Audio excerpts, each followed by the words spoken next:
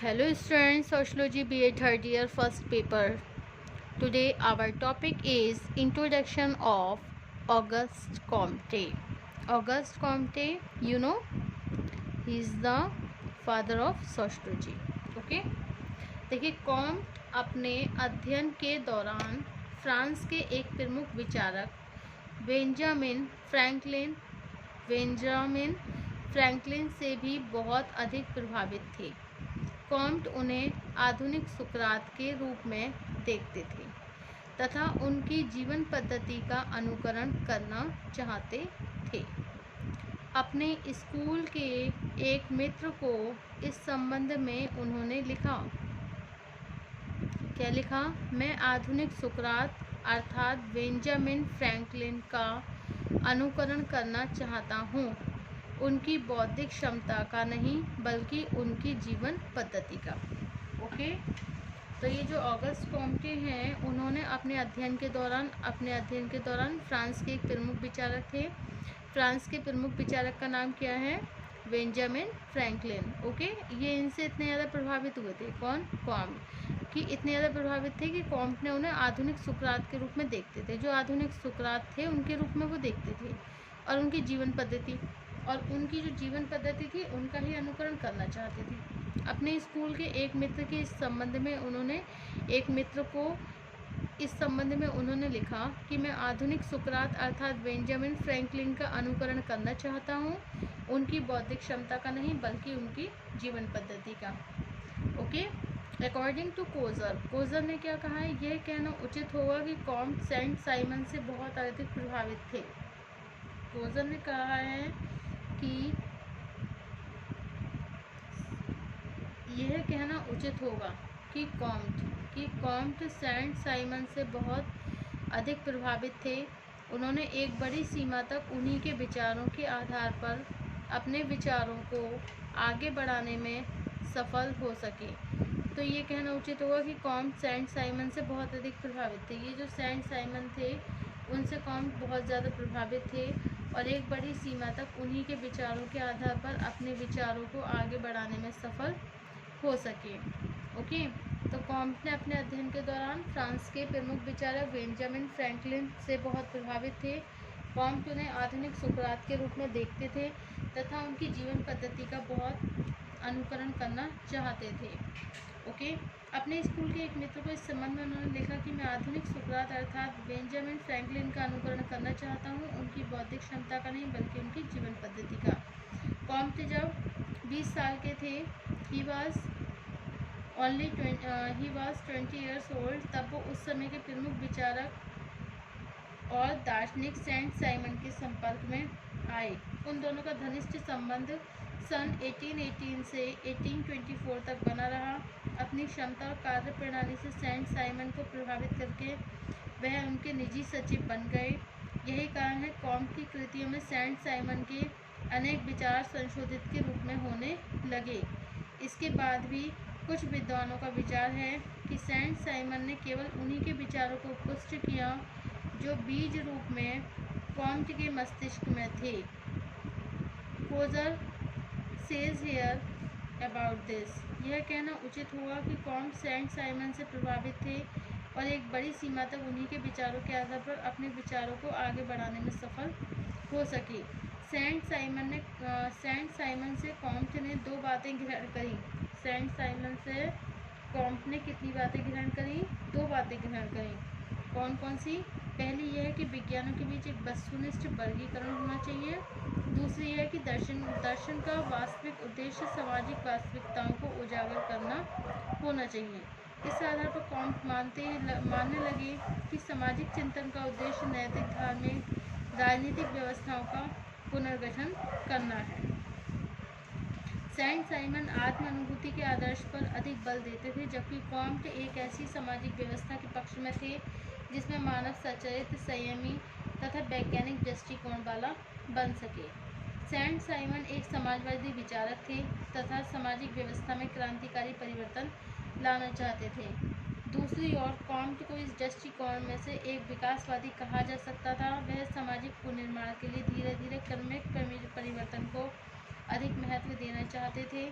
Saint Simon और Comte के संबंधों में सन 1824 से तब दरार आनी शुरू हो गई जब कॉम्ट ने सेंट साइमन के कुछ अनुयायियों पर आरोप लगा दिया। कॉम्ट के विचारों को सेंट साइमन के नाम से प्रचारित कर रहे हैं। इसी समय कॉम्ट ने पॉजिटिव फिजिक्स नाम से लिखे गए एक लेख के द्वारा भी सेंट साइमन के क्रांतिकारी और तीव्र परिवर्तन से संबंधित विचारों की आलोचना करना शुरू कर दिया। ओके, नेक्स्ट है आपका, बाद में कॉम्ट ने सेंट साइमन के संबंध में यहाँ टिप्पणी करनी शुरू कर दी कि वह एक नीम हकीम डीप्रेव क्वैक हैं तथा सामाजिक जीवन को व्यवस्थित बनाने के लिए उनके पास कोई भी वैज्ञानिक कार्यक्रम नहीं है। सन 1835 में कॉम्ट के जीवन का दुखद अध्याय शुरू हो गया जब उन्होंने कैरोलिन मैसिन के साथ विवाह करा। पत्नी के झगड़ालू और आलोचक स्वभाव के कारण उनका पारिवारिक जीवन कष्ट में बीत गया। इसी दुखी जीवन को भुलाने के लिए कॉम्ट अपना अधिक समय अध्ययन और लेखन कार्य में व्यतीत करने लगे। आर्थिक साधन और प्रसिद्धि प्राप्त करने के लिए उन्होंने सन 1826 में विभिन्न विषयों पर व्याख्यान देना शुरू कर दिया। इन्हीं व्याख्यानों के दौरान कॉम्ट ने उस प्रत्यक्षवाद मतलब पॉजिटिविज्म की रूपरेखा भी प्रस्तुत करी जिसे बाद में समाजशास्त्र के लिए कॉम्ट ने सबसे बड़े योगदान के रूप में देखा जाने लगा। अध्ययन, चिंतन और लेखन में बहुत अधिक व्यस्त रहने के कारण सन 1827 में कॉम्ट भयंकर रोग से ग्रस्त हो गए, लेकिन बाद में एक साल बाद स्वस्थ होने पर उन्हें पुनः कोर्स ऑफ पॉजिटिव उन्होंने व्याख्यान देना शुरू कर दिया और 1830 में उनकी महान कृति जिसका नाम क्या है, the course of positive philosophy, कौन सी है, 1830 में इनकी महान कृति कॉम्ट की the course of positive philosophy का प्रथम खंडन प्रकाशित किया गया है। यह पुस्तक 6 खंडों में विभाजित है जिसका अंतिम खंड 1842 में प्रकाशित हुआ। पारिवारिक संबंध लगातार तनावपूर्ण रहने के कारण सन 1842 में कॉम्ट और उनकी पत्नी के बीच तलाक हो गया। विवाह विच्छेद के बाद कॉम्ट एकांत जीवन बिताने लगे और उसके बाद में वो एकांत जीवन बिताने लगे।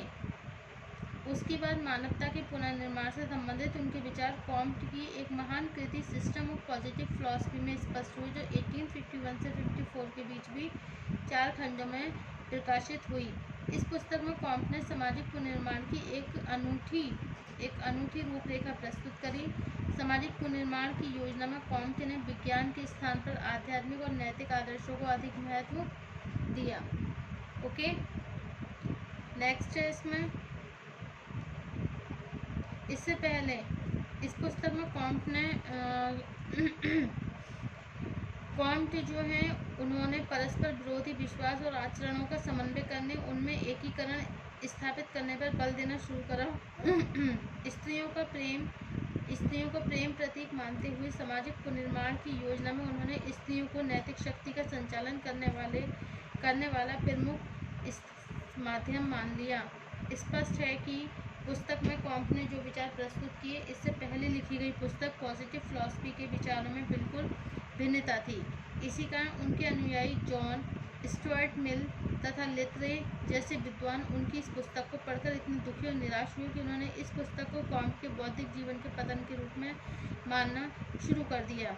एक प्रमुख विचारक होने के बाद भी कॉम्ट की जो आर्थिक स्थिति थी वो सदैव दयनीय रही। अपने व्याख्यानों से मिलने वाली राशि उनके लिए बहुत कम थी। The course of positive philosophy नामक ये जो पुस्तक प्रकाशित होने के बाद वह पॉलिटेक्निक स्कूल में परीक्षक भी बन गए। उनकी आर्थिक स्थिति में कुछ सुधार होने लगा। इसके बाद उनके अनुयायी कॉम्ट के लिए चंदा इकट्ठा करके कभी कभी उनकी सहायता भी करने लगे। कॉम्ट ने स्वयं भी कभी ऐसी आर्थिक सहायता लेने से इनकार कर दिया। इसके अलावा क्या हुआ फिर देखिए, इसके अलावा उन्हें शिकायत रही कि उन्हें आर्थिक सहायता के रूप में बहुत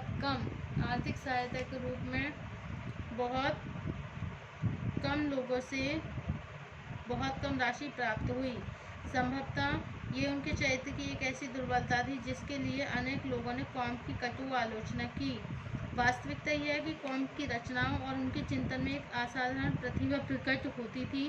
अनेक बाधाओं का सामना करते हुए कॉम्ट अपने विचारों पर अटल रहे और कठिन परिश्रम से समाजशास्त्र जैसे नए विषय को विज्ञान का रूप देने का वो प्रयत्न करते रहे। उसके बाद कॉम्ट जो है सन 1857 में समाजशास्त्र के जनक कॉम्ट को एक बीमारी हो गई कैंसर की, और 5 सितंबर 1857 को कॉम्ट की मृत्यु हो गई। कॉम्ट की मृत्यु के बाद उनके विचारों ने उन्हें अमर कर दिया। उनके चिंतन की व्यापकता पर प्रकाश डालते हुए बार्न्स ने लिखा कि सामाजिक सिद्धांतों अथवा सांस्कृतिक इतिहास के क्षेत्र में ऐसी कम ही समस्याएं हैं जिन पर कॉम्ट ने विचार न किया हो। अकॉर्डिंग टू रेमंड एरो ने समाजशास्त्र के लिए कॉम्ट के योगदान को स्पष्ट करते हुए लिखा कि ऑगस्ट कॉम्ट को मानवीय और सामाजिक एकता स्थापित करने वाला प्रथम समाजशास्त्री कहा जाता है। कॉम्ट की रचनाएं वर्क्स ऑफ कॉम्टे।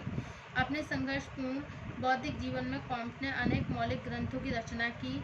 इन रचनाओं के द्वारा उन्होंने समाजशास्त्र को न केवल एक स्वतंत्र विज्ञान के रूप में प्रतिस्थापित किया बल्कि सामाजिक चिंतन को एक नई दिशा दी। कॉम्ट की रचनाओं में निम्नलिखित रचनाएं अधिक महत्वपूर्ण हैं। फर्स्ट है कि a plan of the scientific operation necessary for reorganisations of society. So this is the works of Comte. Comte की रचनाओं में निम्नलिखित रचनाएं अधिक महत्वपूर्ण हैं। First, a plan of the scientific operation necessary for reorganisation of society. Okay. Second, the cause of positive philosophy. And third है system of positive polity. And fourth है catechism of positivism. Okay.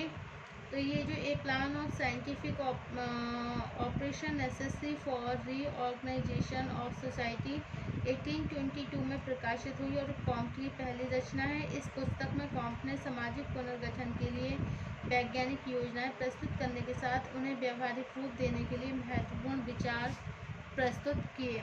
Okay. Second है the course of positive philosophy. अनेक वर्षों में कठिन परिश्रम के बाद कॉम्ट की इस रचना का प्रकाशन सन 1830 से 1842 के बीच 6 खंडों में हुआ। इस पुस्तक में कॉम्ट ने प्रत्यक्षवाद के रूप में समाजशास्त्र के लिए एक नई पद्धति को विकसित किया। थर्ड है system of positive polity. Comte के द्वारा ये लिखी गई पुस्तक 1851 से 1854 के बीच 4 खंडों में प्रकाशित हुई। कुछ विद्वान यद्यपि इस पुस्तक को कॉम्ट के परिपक्व विचारों का आधार भी मानते हैं। फोर्थ है कैथेसिज्म ऑफ द पॉजिटिविज्म। ये कॉम्ट की अंतिम रचना मानी जाती है जिसका प्रकाशन सन 1852 में हुआ। इस पुस्तक में कॉम्ट ने एक और यूरोप के समाज में पाई जाने वाली गतिशीलता का विश्लेषण करते हुए जनतंत्र का समर्थन किया है, तो वहीं दूसरी उन्होंने प्रेस और व्यक्तिगत स्वतंत्रता को सामाजिक प्रगति के लिए आवश्यक बताया है। ओके। इन विभिन्न रचनाओं में कॉम्ट ने जिन प्रमुख विचार सिद्धांतों को स्पष्ट किया, ये विवेचन उनमें से कुछ विचारों और सिद्धांतों के बीच विभिन्न पक्षों को स्पष्ट कर देगा। Thank you.